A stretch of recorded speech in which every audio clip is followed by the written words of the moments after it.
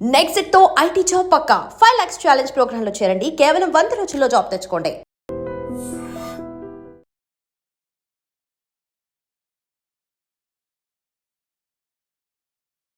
4 రోజుల క్రితం విశాఖలో సంచలనం రేపినటువంటి కంచరపాలెంలో జరిగిన భారీ చోరీ కేసునైతే విశాఖ పోలీసులు ఛేదించారు. అందులో కంచరపాలెం పోలీసులు చాకచక్యంగా వ్యవహరించడంతో ఈ భారీ చోరీకి తెగబడింది మనవడే, ఇంటి దొంగే అని తేల్చేశారు.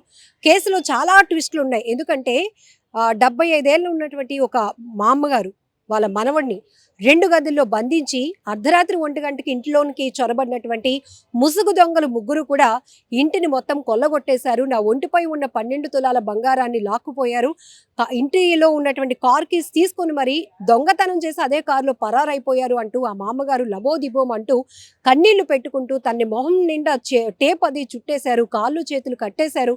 మేమేమి చేయలేని నిస్సహాయ స్థితిలో ఉన్నాం, బలవంతంగా ఒంటి మీద ఉన్నటువంటి గోల్డ్ అంతా లాగేసుకున్నారు అంటూ ఆమె కన్నీళ్లు పెట్టుకుంటూ కంప్లైంట్ ఇచ్చింది. ట్విస్ట్ ఏంటంటే ఆ మనవడే ఈ దొంగతనానికి తెగబడ్డాడు. ఎందుకు అంటే పోలీసులు ఏం చెప్తారో చూద్దాం ఒకసారి. సార్, ఇన్ని ట్విస్టులు ఉన్నాయి ఈ కేసులో.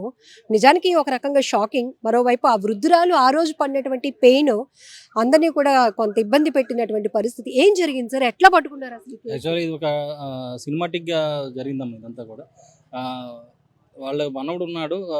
ఫస్ట్ మాకు ఇన్ఫర్మేషన్ ఏంటంటే గ్యాంగ్ వచ్చి మాకు చేతులు కాలు కట్టేశారు. అలాగే ఈ రోప్తో మాకు టైట్ చేశారు. సో ప్లాస్టర్ కూడా వేసారు. కాబట్టి మొత్తం 12 తులాల బంగారం, 50,000 క్యాష్ పట్టుకెళ్ళిపోయారని చెప్పి మాకు ఇన్ఫర్మేషన్ వచ్చింది. అంటే సీన్కి వెళ్ళాం. సీన్లో చూసిన తర్వాత మేము అంతా వెరిఫికేషన్ చేసాం. చూస్తే సీసీ ఫుటేజ్ ఇవన్నీ కలెక్ట్ చేసాం. CP sir and DCP madam గారు, ఏసీపీ సార్ ఇన్స్ట్రక్షన్స్ తోటి సెపరేట్ టీమ్స్ ఫామ్ చేసి సీసీ కెమెరాస్ అన్ని వెరిఫై చేస్తే అందులో వాళ్ళు ఎవరో కొత్త తెలిసిన వాళ్ళ ఇంటికి వచ్చినట్టు చాలా స్పీడ్గా వచ్చారు. యాక్చువల్లీ ఇల్లు చూస్తే ఎవరైనా సరే ఫస్ట్ ఎవడైనా ఒకడు వాళ్ళకి సైగ చేసి నెక్స్ట్ టీంని రమ్మంటారు. కానీ వీళ్ళు ముగ్గురు కూడా తెలిసిన ఇంటికి వచ్చినట్టు చాలా స్పీడ్గా లోపలికి వెళ్ళారు. ఒకటి. 2 ఏంటంటే వాళ్ళని చూస్తే నార్త్ ఇండియన్స్లా ఉన్నారు. 3 వాళ్ళు హిందీలో మాట్లాడారు. అఫెన్స్ చేసేటప్పుడు పెద్ద ఆవిడతోటి హిందీలో మాట్లాడారు. మోరోవర్ వాళ్ళని అటాక్ కొట్టడం కూడా జరిగిందని వాళ్ళు చెప్పారు. సో దానితో మేము అంతా కూడా నార్త్ ఇండియన్స్ గ్యాంగ్ వచ్చి ఉంటుంది. సో డైవర్ట్ అయ్యాము. డైవర్ట్ అంటే మా విధంగా ఆ యాంగిల్లో మేము ఫస్ట్ ఇన్వెస్టిగేషన్ చేయడం జరిగింది. వాళ్ళు చెప్పింది ఏంటంటే ఇక్కడ వాళ్ళకి ఒక షాపులు ఉన్నాయి. ఆ షాపులు రెంట్ కూడా వాళ్ళు ఒక అతను వచ్చాడు, 15 days బ్యాక్ వచ్చాడు, ఆధార్ కార్డు ఇచ్చాడు కానీ తర్వాత రాలేదు అని. సో మేబీ వాడు ఏమైనా చేసి ఉంటాడని చెప్పి వాళ్ళు ఎక్కడున్నారో మొత్తం సిటీలో వాళ్ళందరినీ కూడా తీసుకొచ్చి మేము వాళ్ళని వెరిఫికేషన్ చేసి రూల్ అవుట్ చేయడం జరిగింది. ఆ తర్వాత మళ్ళీ వెహికల్ అనేది ట్రాక్ చేస్తే మారికవలసలు విడిచిపెట్టారు. అయితే నార్త్ ఇండియన్ గ్యాంగ్ అయితే వచ్చి ఎయిర్పోర్ట్కైనా పోవాలి, లేదు అంటే రైల్వే స్టేషన్కైనా పోవాలి. జనరల్గా జరుగుతుంది టెండెన్సీ. బట్ ఇక్కడ వాళ్ళు మారికవలస నుంచి వెళ్ళారు. సో అది ఒక సస్పెక్ట్గా అనిపించింది. అంటే ఎవరైనా తెలియని వాడైతే ఆ లోపలికి వెళ్ళడు, కానీ బాగా ప్లాన్ చేసేవారు ఉన్నారు. అలాగే ఈ సీసీ ఫుటేజ్లో కూడా వీళ్ళు వెళ్తూ కొన్ని చోట్ల ఆగి మళ్ళీ యూటర్న్ తీసుకుని వెళ్తుండేవారు. అంటే ఎక్కడో ఎవరో వీళ్ళకి డైరెక్షన్ ఇస్తున్నారు, ఎవరో ఒకరు నడుపుతున్నారు వీళ్ళకి.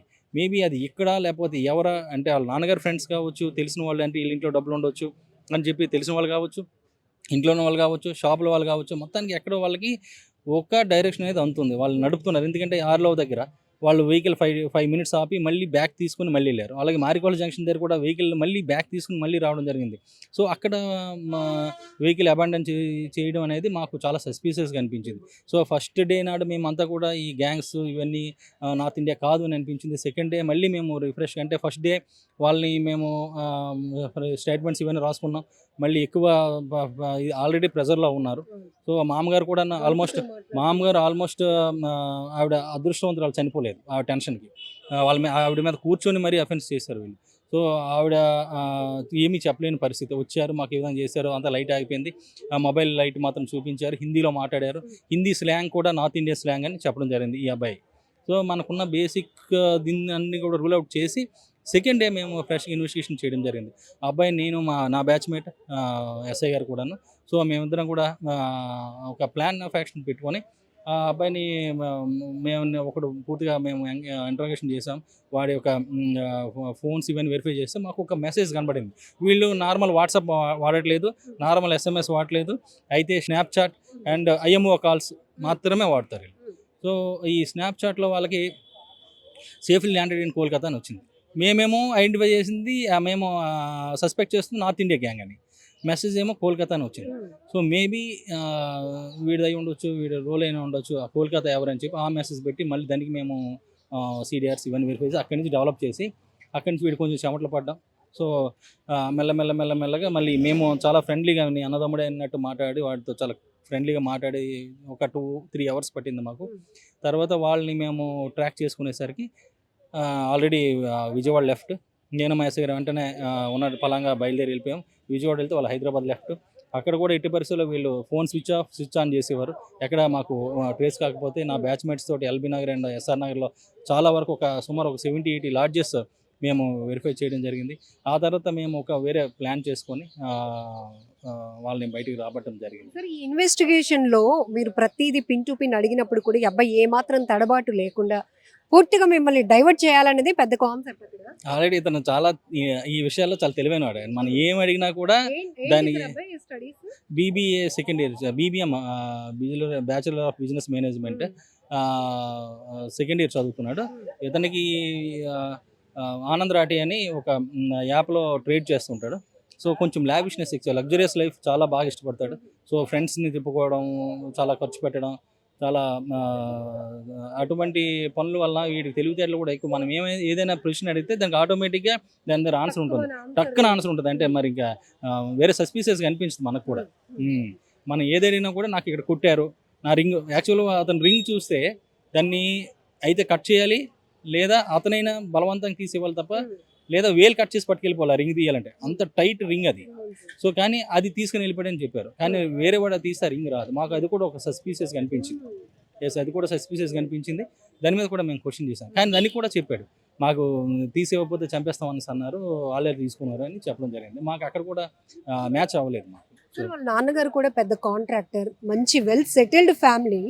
ఒకవేళ తనకి ఏదైనా ఇలాంటి ఫైనాన్షియల్ ఇబ్బంది ఉంది అంటే దాన్ని తీర్చడానికి కూడా దే రెడీ టు మూవ్, అంటే సిద్ధంగా ఉన్నారు. కానీ ఇంటిని టార్గెట్ చేయాలి. ఇంట్లో ఉన్న వాళ్ళు జనరల్గా 5 మెంబర్స్ ఉంటారంట కదా సార్, ఆ రోజు ఎవరు లేకుండా ఉండడానికి ఈ అబ్బాయి ఎలాంటి ప్లాన్ చేశాడు? అంటే యాక్చువల్గా వాళ్ళు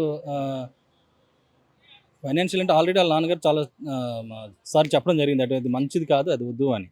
కానీ మొదట్లో డబ్బులు వస్తున్నాయని చెప్పడంతో సరే ఉన్న ఒక కొడుకు, సో అల్లారుముద్దుగా పెంచారు. అందుకని ట్రేడ్ చేస్తున్నట్టే ఏదో ఫస్ట్లో కోఆపరేట్ చేయడం జరిగింది. ఆ తర్వాత ఎప్పుడైతే లాస్ రావడం, బాగా అప్పులు చేసేయడం, ఈ విధంగా చేసాడో వద్దని చెప్పాడు. అయినా మాట వెనక అప్పులు చేయడం స్టార్ట్ చేస్తే అప్పులు కొంతవరకు వాళ్ళ నాన్నగారు తీర్చారు. ఇంకా ఎక్కువ లావిష్నెస్కి వెళ్ళిపోతే వాళ్ళ నాన్నగారు కూడా కొద్ది దూరం పెట్టారు. దూరం పెట్టిన తర్వాత ఫ్రెండ్స్ దగ్గర అప్పులు తీసుకొని చాలా ఎక్కువ ఇన్వెస్ట్మెంట్స్ చేసేసి, ఇన్వెస్ట్మెంట్ కంటే లగ్జరీస్ లైఫ్ కూడా చాలా ఎక్కువ ఖర్చు పెట్టేశాడు.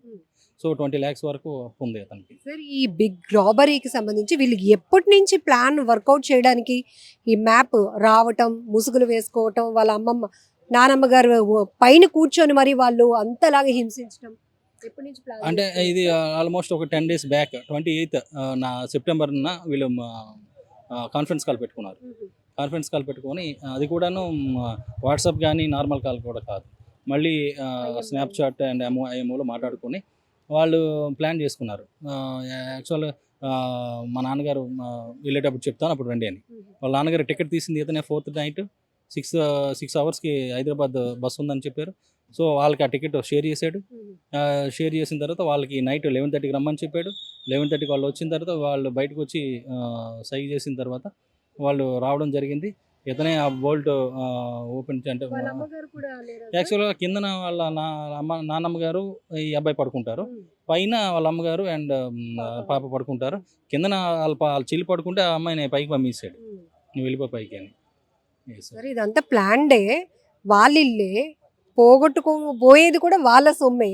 కానీ ఆ నాన్నమ్మ గారు ఉన్నారు చూడండి, ఆ వయసులో ఆమె ప్యానిక్ అయ్యి ఆమె ప్రాణాలు పోయే అవకాశం కూడా ఉంటుంది. బట్ అంతలా హింసించి టేపులు జుట్టి చేశారు అంటే ఆ విషయంలో ఆవిడని చూస్తే నాకు చాలా బాధ అనిపించింది. ఆవిడ మాట్లాడుతుంటే నేను కూడా నీళ్ళు పట్టాను. ఆవిడ స్టేట్మెంట్ కూడా చెప్పలేని పరిస్థితిలో ఉన్నారు ఆవిడ. నిజంగా ఆవిడ అదృష్టవంతురాలు. ఆ టెన్షన్కి అయితే ఇంకోరైతే చనిపోతారు, కానీ ఆవిడ ధైర్యవంతురాలు. ఆవిడే దండం పెట్టి గోల్డ్ ఎక్కడ చూపించమంటే ఆవిడ మెడలో ఉంది కొంత పట్టుకుని వెళ్ళిపోయారు. వాళ్ళు కూడా బీరువా తీసి ఓపెన్ చేసి వెళ్ళిపోయారు. ఆవిడనైతే చూస్తే చాలా బాధ అనిపిస్తుంది. బట్ కానీ ఏంటంటే వాళ్ళ మనుషుల కంటే, పరిస్థితుల కంటే ఈయన మీద ఉండే అప్పుల ప్రెజర్ కి ఈయన లొంగిపోయి ఇంక ఈ ప్లాన్ చేసాడు. వాళ్ళ నాన్నమ్మ గారు మాత్రం మీతో చెప్పినప్పుడు కానీ మాతో చెప్పినప్పుడు కానీ నా మనవడిని ఏమైనా చేసేస్తారేమో, నా మనవడిని చంపేస్తారేమో అని నేను అన్ని స్వచ్ఛందంగా ఇచ్చేసాను. 100% అదే నిజం అండి. ఆవిడ అంత ఇబ్బందుల్లో కూడా, చనిపోయే పరిస్థితిలో కూడా మనవడి కోసం ఆలోచించి మొత్తం ఇచ్చేసారు ఆవిడ. సో అది చాలా బాధాకరమైన పరిస్థితి అది. And for more videos, Please subscribe to iDream. Please subscribe to iDream. Please subscribe iDream. And please subscribe to iDream. For more videos, subscribe to iDream. please like, share, and subscribe to the channel. Congratulations, iDream. Subscribe to iDream. Subscribe to iDream. So subscribe to iDream Media. iDream की iDream team अंदर की huge congratulations. Please subscribe iDream Media. Please subscribe to iDream. Subscribe iDream. Please subscribe to iDream. iDream అంటే నా కళల ఛానల్ను subscribe చేసుకున్న నోరు తిరుగుతలేదు, మీరైతే గంట గుర్తు కొట్టండి. For more such videos, please subscribe to iDream. Subscribe to iDream. Please subscribe to iDream. Please subscribe iDream Media. Please do subscribe to iDream. Please subscribe to iDream Media. For best entertainment and information, please subscribe iDream. And don't forget to subscribe to iDream.